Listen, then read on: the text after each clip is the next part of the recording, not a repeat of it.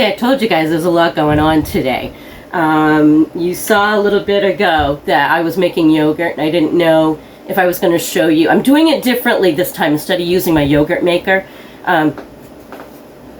we keep running out of yogurt. We're going through a lot of yogurt right now for some reason. So I'm doing it in a much bigger batch, and I'm going to use my turkey roaster to do this. So what I want you to do is, before you watch this video, I want you to go back. I'm going to post the link in the description below on how to get to this point to make the yogurt.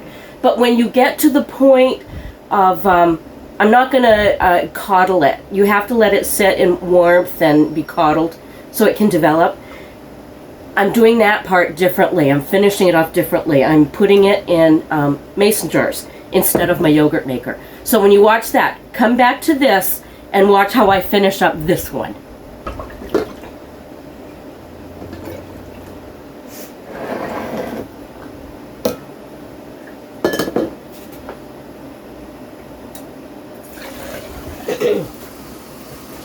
Oh yeah, that's a little better. Alright, so I ended up getting 4 full ones. I'm a little out of practice doing it this way. Normally I can get a good 6 or 7. Normally I can get a good 6 or 7 jars. This will be my starter for next time. And I would like you guys to understand something. Don't throw away your old rings. I'm not going to use these to seal anything with, okay? But I am going to use them for my yogurt. These are not going to be pressure canned or anything. So it's perfectly okay. So I do save my rings for stuff like this. I mean, I can tell by looking at, you know, these are not potatoes. I know they're not potatoes. And they won't be in here long enough. They won't be in the fridge long enough to even worry about it. So I'm putting my rings on. Quite a little dry. I'm just going to put the rings on. Everything has been cleaned. I don't think you need to sterilize it, to be honest. It won't be in there long enough to do any damage. And isn't good bacteria, the name of the game anyway? Okay, you do need to keep this at a certain temperature. I think like 110. Let's move all that over. Oh. There's the hardest part. This is why it's kind of a pain. For me, it's very heavy. I'm out of room. I'm out of room in my tiny kitchen. Okay, alright, so this is my turkey roaster. And what I'm going to do, I took the rack out, and I am just putting my jars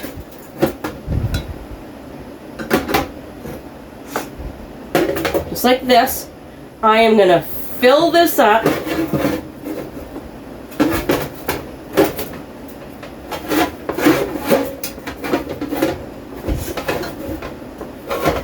Okay, I'm going to fill this up right to the level of my yogurt in the jars. You don't really have to go all the way up because the ambient temperature, you know, should be the same as the water warms up. I'm going to fill the water right up to this level. Did I just say that? I think I did. I'm sorry, I have a cold. I'm loopy on meds and brandy. Do you know how nice brandy is for a cold? Anyway, I'm going to let this go for hours. For hours at about, and I'm going to keep this on minimum, the minimum heat, because I want it only about 110 degrees, maybe 100. And in probably 4 hours, it'll be done. I'll let you know at the end. Right now it's 12:30 and I'm about to fill this and put it on. So I'm hoping that by 4:30, maybe 5 o'clock, this will be done. So when I come back and check, and I'll show you what to look for. I'll show you what to look for when you know it's done. If it's liquidy, you don't want it. You know, if it's like this, you know, more like, what is it, kefir? That's actually pretty darn good. So I'm going to fill this and turn it on, and I'll be back with you, and I'll show you what to look for when it's done. Okay, guys, we are at the end of the processing. It is now, it's 5:44. Remember, we started at 12:30, and this is, my turkey roaster has been at 110, more or less. Here, I'm going to show you my starter. What I want you to look for when you're doing yogurt, do you see that?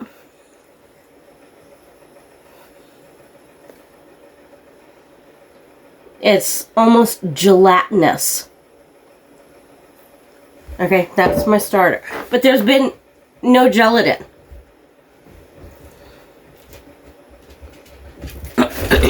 Sorry. Yep. Oh.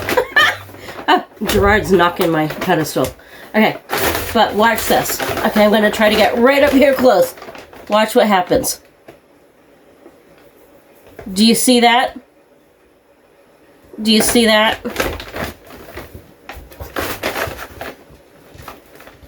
It's not liquid. It's almost jelly-like. Do you see that? One more time. One more time. I'm coming right in. You see this? That's what you're looking for. Can you see what it's doing? It's semi-solidified. That jelly-like will become even more, it will get even firmer once it's in the refrigerator and allowed to rest. That's what you're looking for. There is no gelatin in here. This is simply the way it happens. And this has been, well, from 12:30 to 5:45, 5:47. So 5 to 6 hours. 5.5 hours. So do not rush it.